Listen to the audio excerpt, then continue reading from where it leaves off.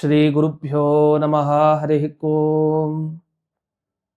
ಯೋऽन्तಃ ಪ್ರವಿಶ್ಯ ಮಮ ವಾಚಮಿಮಾಂ ಪ್ರಸುಪ್ತಾಂ ಸಂಜೀವಯತ್ಯಖಿಲ ಶಕ್ತಿಧರಸ್ವಧಾಮ್ನಾ ಅನ್ಯಾಂಶ್ಚ ಹಸ್ತಚರಣಶ್ರವಣತ್ವಗಾದೀನ್ ಪ್ರಾಣಾನ್ ನಮೋ ಭಗವತೆ ಪುರುಷಾಯ ತುಭ್ಯಂ.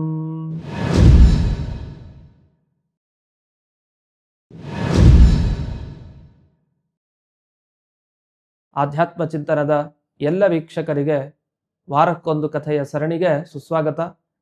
ಮೂರನೆಯ ಸಂಚಿಕೆಯಲ್ಲಿ ವರಮಹಾಲಕ್ಷ್ಮಿ ವ್ರತದ ಕಥೆಯನ್ನು ಆಲಿಸೋಣ.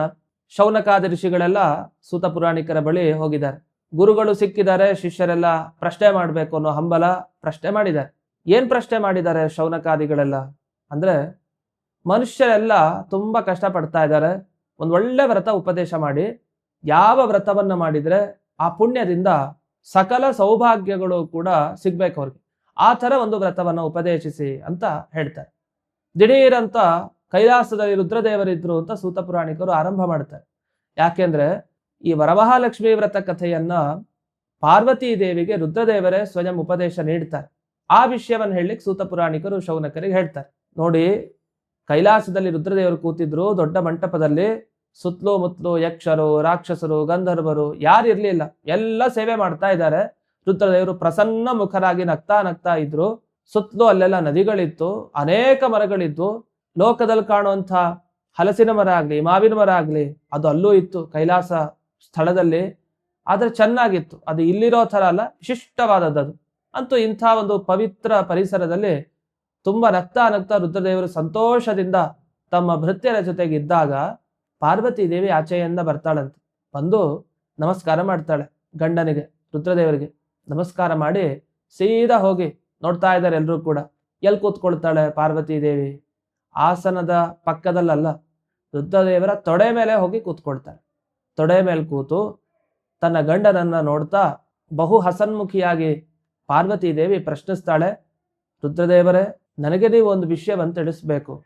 ರುದ್ರದೇವರು ಕೂಡ ಸಂತೋಷದಿಂದ, ಅದೇನು ಪ್ರಿಯೆ ಹೇಳು, ನಾನು ಆ ವಿಷಯವನ್ನು ತಿಳಿಸ್ತೇನೆ ಅಂತ ರುದ್ರದೇವರು ನಗುಮುಖದಿಂದ ಹೇಳ್ತಾರೆ. ಪಾರ್ವತೀ ದೇವಿ ಕೇಳಿದ ಪ್ರಶ್ನೆ ಇಷ್ಟೇ, ರಹಸ್ಯವಾದ ವಿಷಯ ತಿಳಿಸಿ, ಎಲ್ಲಾ ಮನುಷ್ಯರಿಗೆ, ಅದು ಪುರುಷರಾಗ್ಲಿ ಸ್ತ್ರೀಯರಾಗ್ಲಿ, ಒಟ್ಟು ಸಾಮಾನ್ಯವಾಗಿ ಮನುಷ್ಯರಿಗೆಲ್ಲ ಸಕಲ ಸೌಭಾಗ್ಯ ಸಿಗ್ಬೇಕು, ಅಂತಹ ಒಂದು ವ್ರತವನ್ನ ದಯವಿಟ್ಟು ನನಗೆ ತಿಳಿಸಿ ಅಂತ.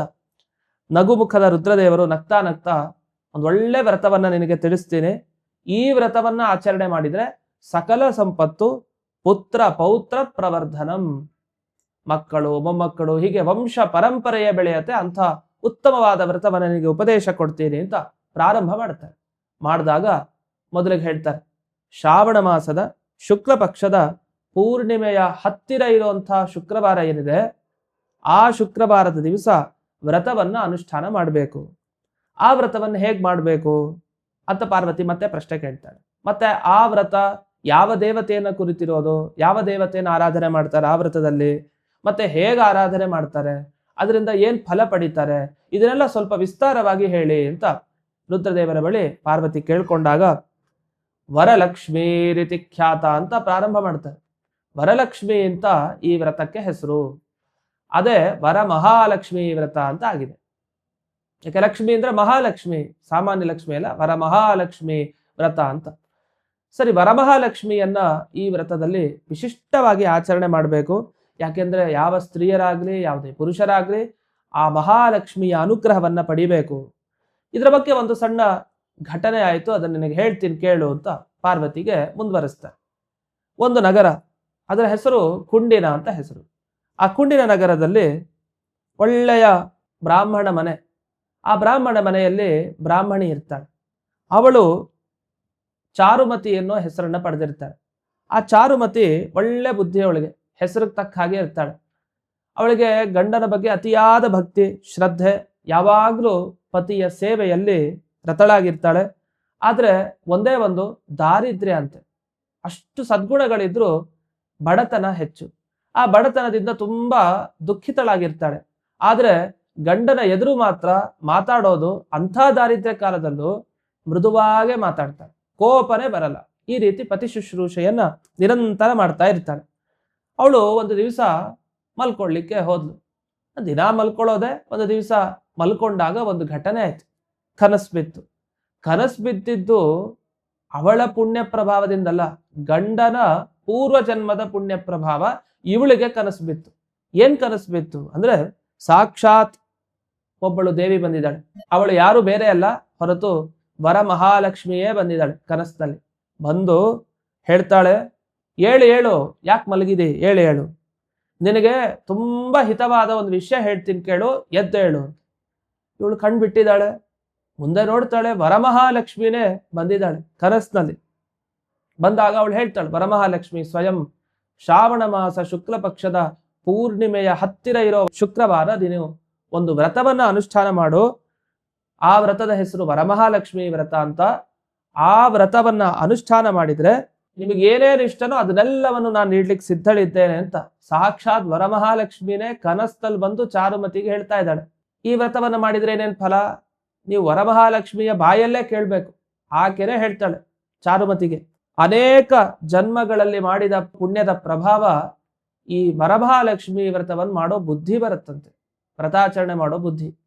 ಹಾಗಾದ್ರೆ ವರಮಹಾಲಕ್ಷ್ಮಿ ವ್ರತ ಮಾಡಬೇಕು ಅಂತ ಅನ್ನಿಸ್ತಾ ಇದೆ ಅಂದ್ರೆ ಎಷ್ಟೋ ಜನ್ಮಾಂತರಗಳ ಪುಣ್ಯದ ಪ್ರಭಾವ ಅಂತ ಅರ್ಥ, ಬುದ್ಧಿ ಬಂದ್ರೆ. ಆಮೇಲೆ ವ್ರತವನ್ನ ಯಾರು ಅನುಷ್ಠಾನ ಮಾಡ್ತಾರೆ ಅವ್ರು ನಿಜವಾಗಿ ದೊಡ್ಡ ಜ್ಞಾನಿನೇ ಅಂತ ವರಮಹಾಲಕ್ಷ್ಮಿನೇ ಹೊಗಳ್ತಾ ಇದ್ದಾಳೆ. ಅಂಥವನು ಅಥವಾ ಅಂತಹವಳು ನನ್ನ ಪ್ರಭಾವದಿಂದ ಎಲ್ಲವನ್ನು ಪಡಿತಾರೆ ಅಂತ ಚಾರುಮತಿಗೆ ಉಪದೇಶವನ್ನು ನೀಡ್ತಾ ಹೋದ್ಲು. ಇಷ್ಟೆಲ್ಲ ಆಗಿ ಕನಸಿನಲ್ಲಿ ದಿಢೀರಂತ ಅಂತರ್ಧಾನ ಹೊಂದಿದ್ಲು ವರಮಹಾಲಕ್ಷ್ಮಿ. ಎದ್ದು ಕೂಡಲೇ ಇವಳು ಆ ವರಮಹಾಲಕ್ಷ್ಮಿ ವ್ರತವನ್ನ ಅದೇ ದಿವಸ ಶ್ರಾವಣ ಮಾಸ ಶುಕ್ಲ ಪಕ್ಷ ಪೂರ್ಣಿಮೆಯ ಹತ್ತಿರ ಇರುವಂತಹ ಯಾವ ಶುಕ್ರವಾರ ಇದೆ ಆ ಶುಕ್ರವಾರದಂದು ವರಮಹಾಲಕ್ಷ್ಮಿ ವ್ರತದ ಅನುಷ್ಠಾನವನ್ನ ಮಾಡಲಿಕ್ಕೆ ಪ್ರಾರಂಭ ಮಾಡ್ತಾಳೆ. ಒಬ್ಳೇ ಮಾಡಲಿಲ್ಲ, ನನಗೊಬ್ಳಿಗೆ ಯಾಕೆ ಭಾಗ್ಯೋದಯ ಆಗೋದು, ಎಲ್ಲರಿಗೂ ಆಗ್ಲಿ ಅಂತ ತನ್ನ ಹತ್ತಿರದ ಎಲ್ಲ ಸ್ತ್ರೀಯರನ್ನು ಕರೆಸಿ ಅವರ ಮುಖಾಂತರನೂ ಕೂಡ ವರಮಹಾಲಕ್ಷ್ಮಿ ವ್ರತವನ್ನ ಅನುಷ್ಠಾನ ಮಾಡಿಸ್ತಾಳೆ. ಮಾಡಿಸಾದ ಮೇಲೆ ಎಲ್ಲರ ಕೈಲೂ ಕೂಡ ಇನ್ನೊಂದನ್ನು ಮಾಡಿಸ್ತಾಳೆ. ವರಮಹಾಲಕ್ಷ್ಮಿ ವ್ರತ ದಿವಸ ಅನ್ನದಾನ ವಿಶೇಷವಾಗಿ ನಡಿಬೇಕು ಅಂತ ತನ್ನ ಎಲ್ಲ ಬಂಧುಗಳನ್ನ ಕರೀತಾರೆ. ಅದೇ ರೀತಿ ಅನೇಕ ಬ್ರಾಹ್ಮಣರನ್ನ, ಅನೇಕ ಜ್ಞಾನಿಗಳನ್ನ, ಯಾರ್ಯಾರು ತುಂಬಾ ಓದಿರ್ತಾರೆ, ತುಂಬಾ ಅನುಷ್ಠಾನರತರಾಗಿರ್ತಾರೆ ಅಂಥವ್ರನ್ನೆಲ್ಲ ಕರೆಸಿ ವಿಶೇಷವಾದ ಅನ್ನದಾನವನ್ನ ಮಾಡ್ತಾಳೆ. ಮಾಡಾದ್ಮೇಲೆ ಅವಳಿಗೆ ಆದ ಗತಿ ಏನು, ಸದ್ಗತಿ ವಿಷ್ಣೋ ಪರಾಂ ಗತಿಂ, ಆ ಭಗವಂತನ ಲೋಕವನ್ನ ಆಕೆ ಪಡಿತಾಳೆ ಅಂತ.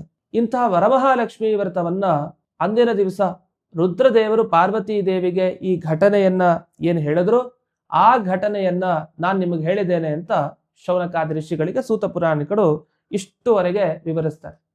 ಇದರ ಮಧ್ಯದಲ್ಲಿ ಇನ್ನೊಂದು ಘಟನೆ ಬರುತ್ತೆ.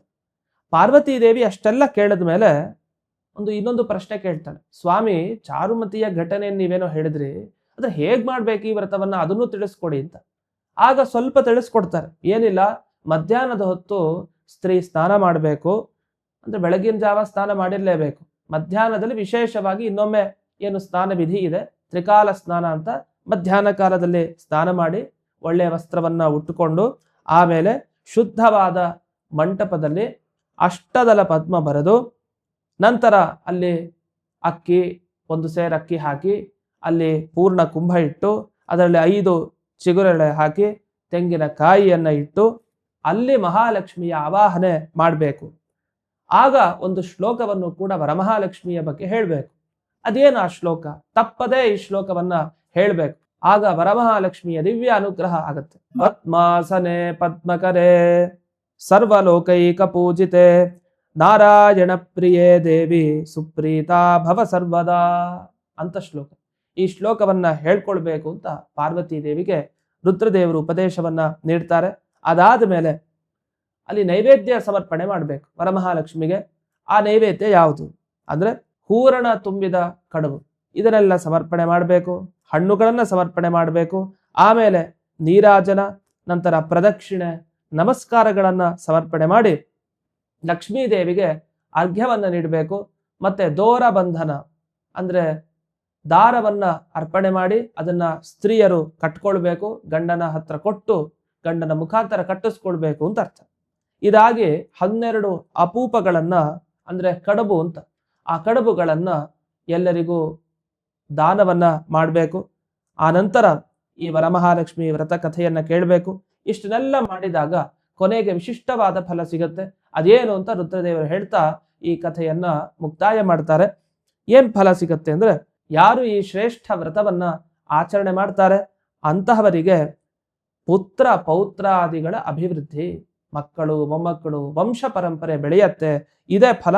ಇದು ಸತ್ಯ ಸತ್ಯ, ಭದ್ರಾಣಿ ಪಶ್ಯತಿ, ಮಂಗಳ ಆಗೇ ಆಗತ್ತೆ ಅಂಥವರಿಗೆ ಅಂತ ವಿಶಿಷ್ಟವಾಗಿ ರುದ್ರದೇವರು ತಾವು ಪಾರ್ವತೀ ದೇವಿಗೆ ಹೇಳ್ತಾ, ಚಾರುಮತಿ ಒಬ್ಬಳೇ ಅಲ್ಲ, ಈ ತರ ಅನೇಕ ಜನರು ಇಂತಹ ಪುಣ್ಯ ಫಲವನ್ನ ಪಡೆದಿದ್ದಾರೆ. ಅಷ್ಟೇ ಅಲ್ಲ, ಯಾರು ಈ ವರಮಹಾಲಕ್ಷ್ಮಿ ವ್ರತದ ಕಥೆಯನ್ನ ಕೇಳ್ತಾರೆ, ಇನ್ನೊಬ್ಬರಿಗೆ ಹೇಳ್ತಾರೆ, ಅವರಿಗೆ ಎಲ್ಲ ರೀತಿಯ ಶ್ರೇಯಸ್ಸು ಸಿಕ್ಕೇ ಸಿಗತ್ತೆ, ಎಲ್ಲ ಪಾಪಗಳ ಪರಿಹಾರ ಆಗತ್ತೆ, ಎಲ್ಲ ರೀತಿಯ ಸಂಪತ್ತು ಸಿಗತ್ತೆ. ಹಾಗಾಗಿ ಪ್ರಯತ್ನ ಪಟ್ಟಾದರೂ ಕೂಡ ವರಮಹಾಲಕ್ಷ್ಮಿ ವ್ರತಕಥೆಯನ್ನ ಎಲ್ಲರಿಗೂ ಹೇಳಬೇಕು, ಎಲ್ಲರಿಗೂ ಕೇಳಿಸುವಂತೆ ಪ್ರಚೋದನೆ ಮಾಡಬೇಕು. ಹೀಗೆ ನಾವು ಕೂಡ ತಿಳ್ಕೊಳ್ಬೇಕು. ಈ ಎಲ್ಲದನ್ನ ಮಾಡಿದ್ರೆ ಆ ವರಮಹಾಲಕ್ಷ್ಮಿ ಸಂತುಷ್ಟಳಾಗ್ತಾಳೆ ಅಂತ ರುದ್ರದೇವರು ಪಾರ್ವತಿಗೆ ವಿಸ್ತಾರವಾಗಿ ಹೇಳಿದ ಈ ಕಥೆಯನ್ನ ಸೂತ ಪುರಾಣಿಕರು ಶೌನಕಾದಿ ಋಷಿಗಳಿಗೆ ಹೇಳಿ ಮುಕ್ತಾಯ ಮಾಡ್ತಾರೆ. ಶೌನಕಾದಿ ಋಷಿಗಳು ಧನ್ಯಾಹ, ನಾವೆಲ್ಲ ಧನ್ಯರಾದ್ವಿ, ಒಳ್ಳೆಯ ವ್ರತವನ್ನು ಉಪದೇಶ ಮಾಡಿದ್ರಿ ಅಂತ ಸಾಷ್ಟಾಂಗ ನಮಸ್ಕಾರವನ್ನ ಹಾಕ್ತಾರೆ.